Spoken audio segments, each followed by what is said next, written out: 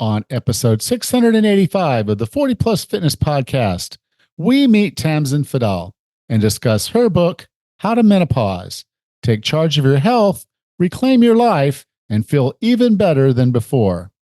Now, men, before you check out, if you have a woman over 35 in your life, you'll want to stick around. They need our support as they go through this change. I promise it'll be worth it. Welcome to the 40 Plus Fitness Podcast, the largest and longest running health and fitness podcast dedicated to people over 40. Whether you're looking to lose weight, get stronger, or improve your health and age better, this podcast is for you. I'm your host, Coach Allen, an online health and fitness coach and author of The Wellness Roadmap. Each week, we dive into practical tips, expert advice, and inspiring stories to help you take control of your health and fitness. If you're ready to look, feel, and perform your best, no matter your age, this podcast is the perfect place to start. Let's get you on the path to a healthier, fitter, and more energetic version of yourself. I hope you'll join us each week, and together we can unlock your full potential.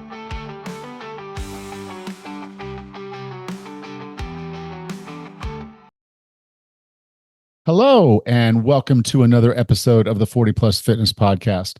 I'm really glad you're here, and I hope you're having a wonderful and healthy day. Now, as this goes live, I'm back in the U.S., back in North Carolina, to help take care of some family matters. And so there's been some traveling over this past weekend. And, the truth is, I used to love traveling, but just not as much today. And, the one thing that I used to really, really like about traveling was the people watching. Back in the day, you could go and up to the gate. Your families would come up to the gate to send off their loved ones. And then even better, they'd be there to greet them when they came off the plane. Those days are gone. And now, as I go through the airport, I just see miserable, unhappy people. They're more lonely, they're more ill, and there's more struggle. Now, the sad part really is it doesn't have to be that way. And so that's a big part of why every week when I tell you I'm really glad you're here is I want you to take what you learn on these episodes, and I really want you to make it a part of your life. Don't just listen to the podcast and go on. Tamsen and I are going to talk about a few things around menopause. Guys, if you're still sticking around, rock on. You're doing great. I want you to incorporate these things. I want you to really think about these things. And if it makes sense to you, you should get her book and check it out. Check out her stuff because, if we aren't proactive about taking care of ourselves, it's just not going to happen. So I really want you to step up. I want you to take the things that you learn and I want you to put them into action because there's no real value to this podcast if you're not doing some of the things we talk about. So with that, we'll get into the episode. Our guest today is an Emmy Award-winning journalist, documentary filmmaker, and menopause advocate.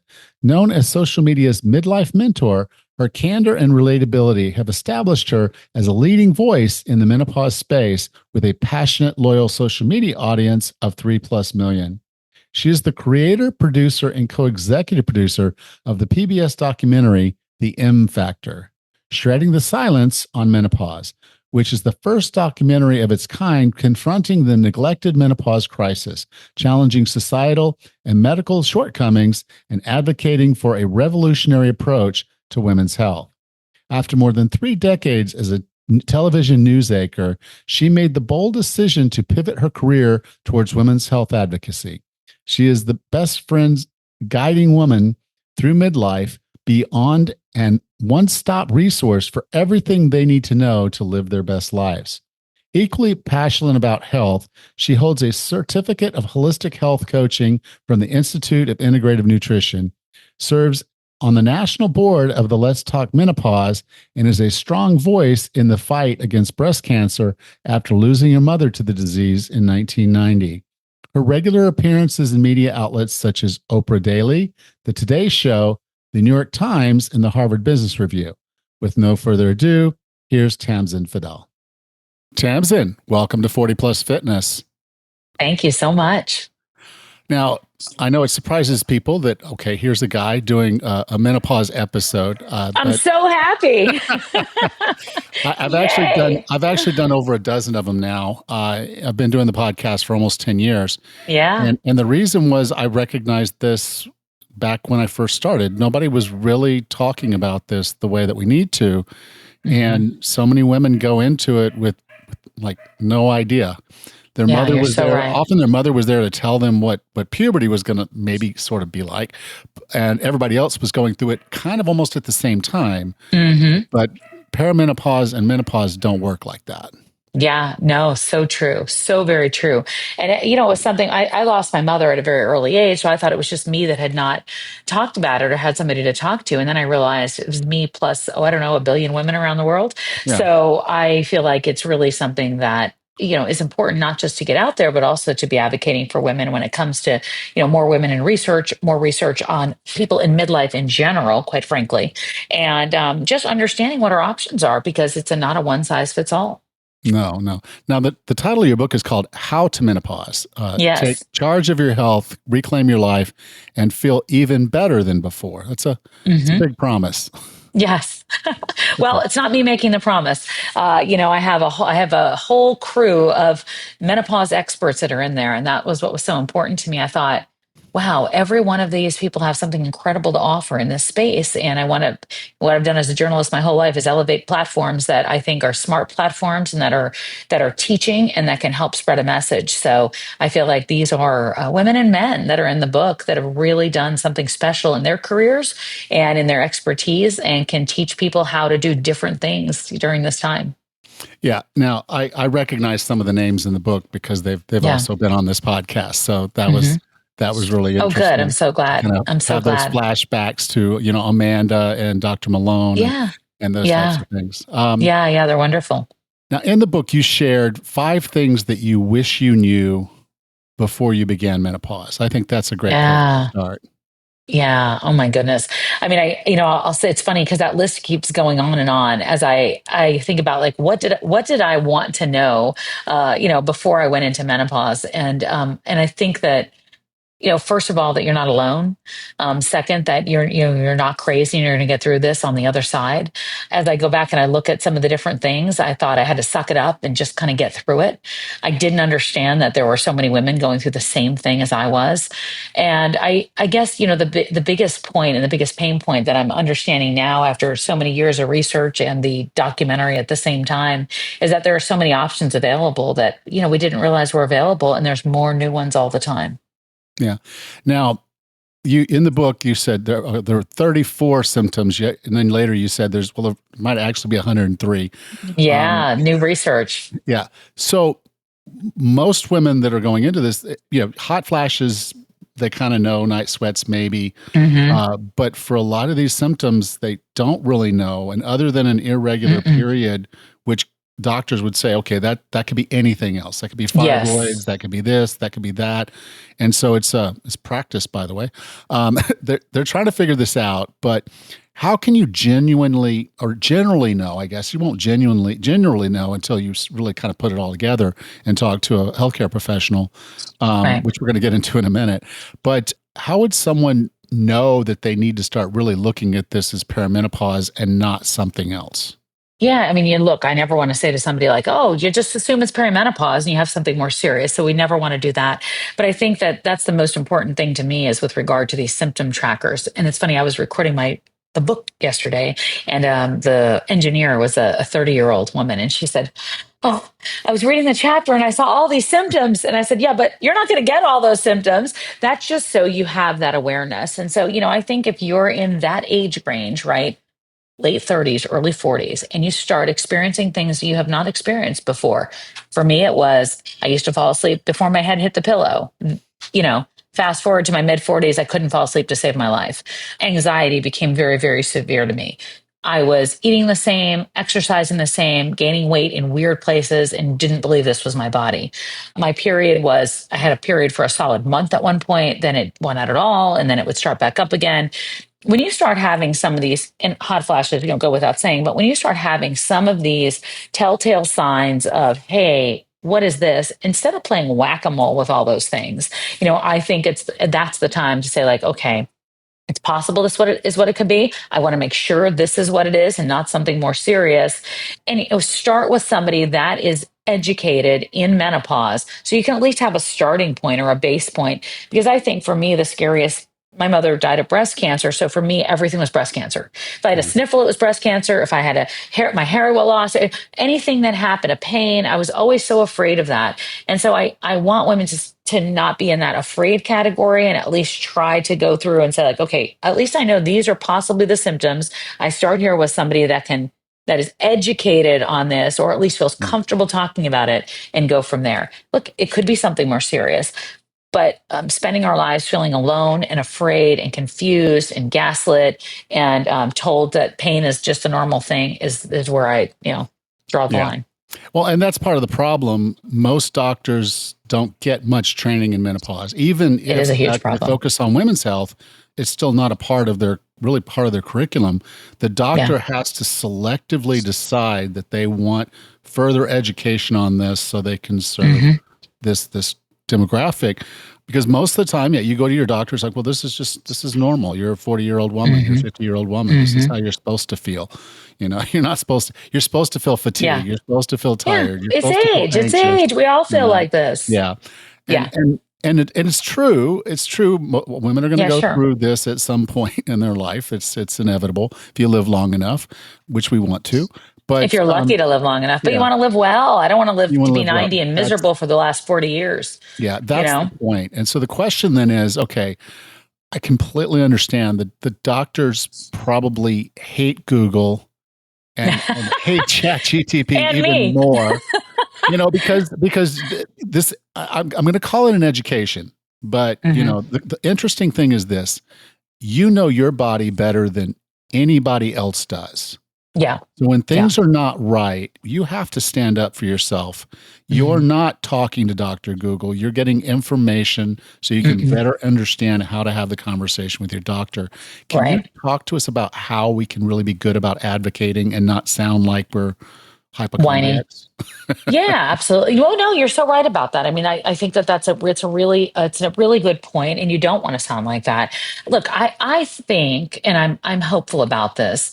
I wrote a chapter in the book, and it said what your doctor doesn't know might hurt you, and I really do believe that. I really do believe that you do have to advocate for yourself. I was in the hospital with my 84-year-old father, and I spent the night there every night, and I happened to wake up one night, and a nurse was coming through with the thing, and she was going to give him a pill, and I said, "What's the pill?" And she said, "Oh, it's the wrong room." And I was like, "Oh, that doesn't happen all the time, thank goodness." But I am really a real believer, and you have to be on it. Have to be on it, and especially for yourself. So, when I go into a doctor's office, I want to come armed with something and not be defensive with them, because that's not fair to the doctor. These doctors didn't get into this to not be amazing and help people. They got into this profession. It is a hard road. I mean, we know that. They got into this for reasons that are, I mean, I can't even imagine what they've given up, right? And so I always want to make sure that we don't say like, "Oh, my doctor doesn't know." Well, your doctor doesn't know because your doctor wasn't taught in medical school, most likely, and leaves school and doesn't have any idea and has to go re-educate themselves on this. But I think it's important to say like, look, for example, 42 years old, I'm not, 42 years old, I'm walking into my OBGYN and I'm having this, and this. And I just, I keep hearing the word perimenopause out there. Is it possible this could be it? And what do I need? What are my options? And I'm not feeling right, I'm gaining weight, I'm doing this and that, or do I have some options out there? And really make sure that they feel, you're going to know whether or not someone's going to feel comfortable with that. But I don't think it should be, "Hey, my friends are on this and this and this, and you've never offered me this, so what do I do?" And like, I really feel gaslit. That's not fair to a doctor. But I think that we are smart enough to know whether or not a doctor feels comfortable. And look, I've heard from thousands of women in our community that have walked out of a doctor's office and just feel terrible about themselves because they feel like they've been put into this category of like, over 50 female. And that's not okay either. So I guess that my goal, what I believe that my purpose is to make women feel strong about the facts and feel good about going in there and good about leaving with hopefully some type of an answer or a decision to find another doctor. Yeah. And that's really the hard part because like the way you got your Awful. diagnosis via text, it's like, it's Hmm. menopause. Got any questions? And I'm sure you I had never knew plenty. how ridiculous it was until I went back and I'm like, oh my gosh, I can't even believe this.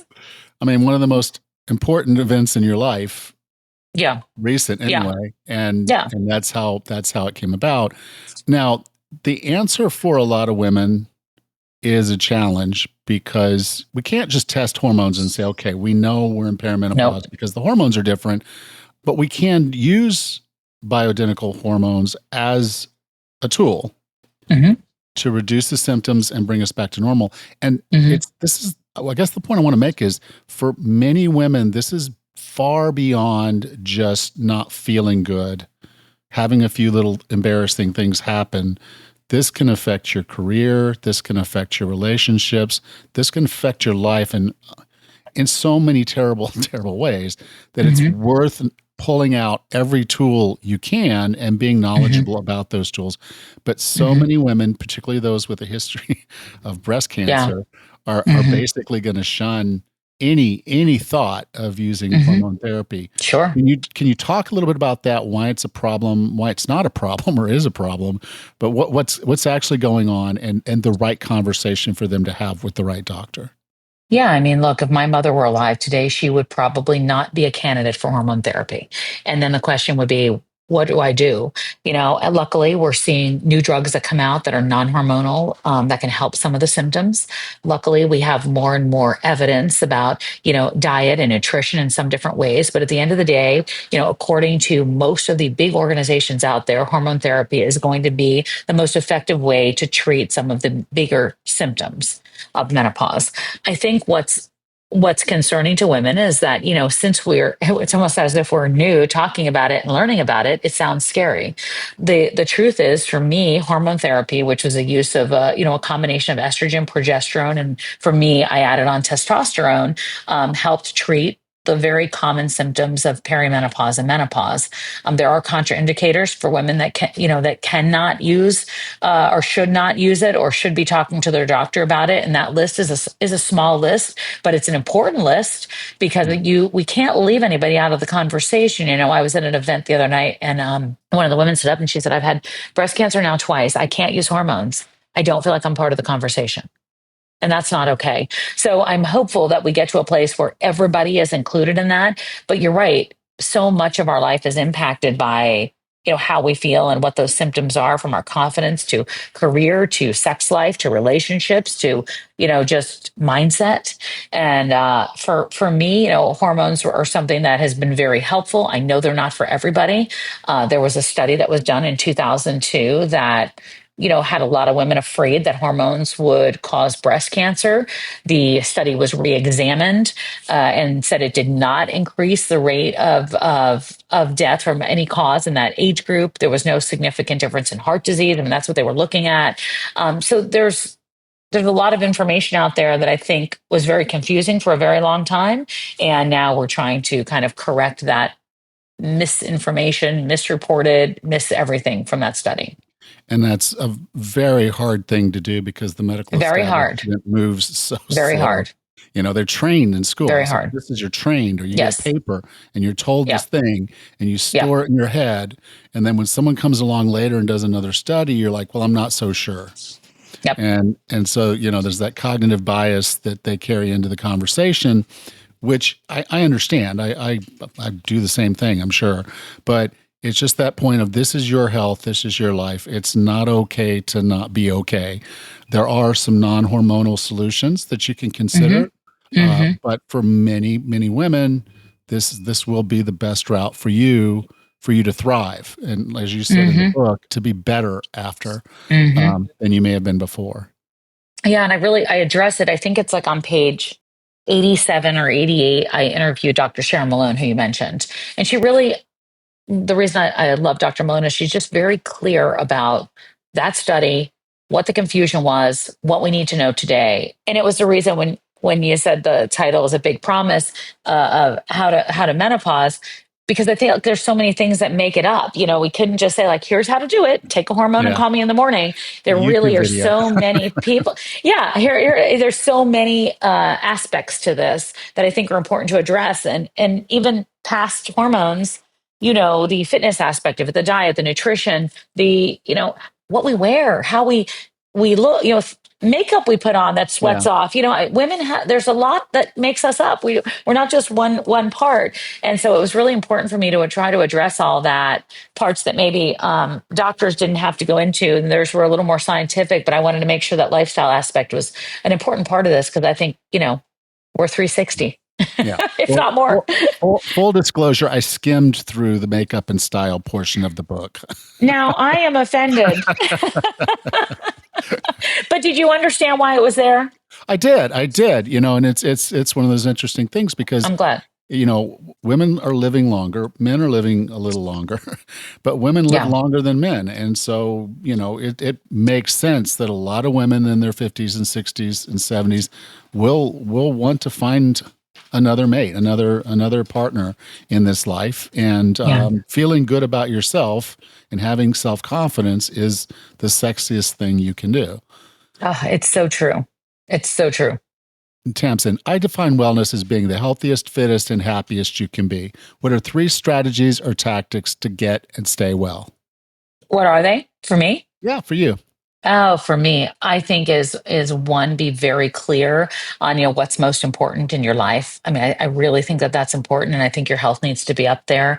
I think for me, my strategy of being present with people has changed quite a bit. I never was before. I was all about my career, and now I think that has made me very healthy inside and out. And I think the third thing is listening to my body a little bit more, and not thinking that I can find a shortcut past everything, a shortcut to sleep, a shortcut to diet, a shortcut to, ignoring the things that are really important. I have to slow down a little bit. Not too slow, but a little bit. Thank you. Tamsen, if someone wanted to learn more about you, learn more about the book, How to Menopause, where would you like for me to send them? Yeah, howtomenopause.com. And if they had any questions, which I try to answer as many as I can, info@tamsenfadal.com. Awesome. You can find the links to that in the show notes. Tamsen, thank you so much for being a part of 40 Plus Fitness. Thank you. If you enjoyed today's show, take a moment to subscribe so you don't miss the next one. And if you would, please leave us a rating and review on your podcast player of choice. Next time on the 40 Plus Fitness podcast, we meet Liz Roman, the poop queen, and discuss the different ways our bowels go wrong and what you can do about it. Until then, have a happy and healthy week.